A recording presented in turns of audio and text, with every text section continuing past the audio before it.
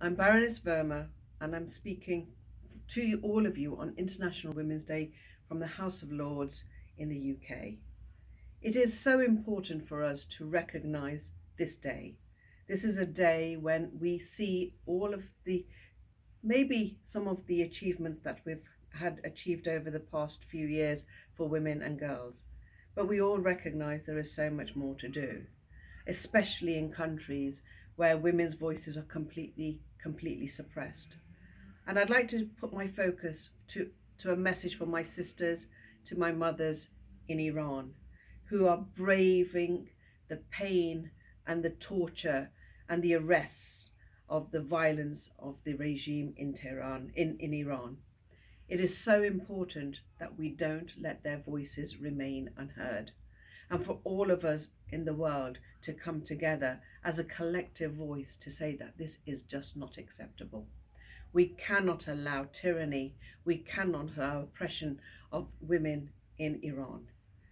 Over the last 40 years or so, women have come together, bravely led by a woman from the front, Madame Rajavi, who has given all of us a 10-point plan that will introduce pure, proper democracy to Iran.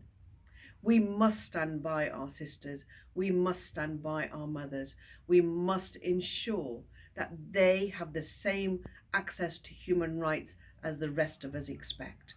So we mustn't be appeasers of oppression. We certainly mustn't be appeasers of those who promise that they will change and do not change. If a woman's voice is not heard, it means that they are not being given the right to a human right. And that should not be acceptable to any of us. So I reach out to all of you on this very important day when we remember all of the hardships and all of the gains. There is still too much to be done in Iran.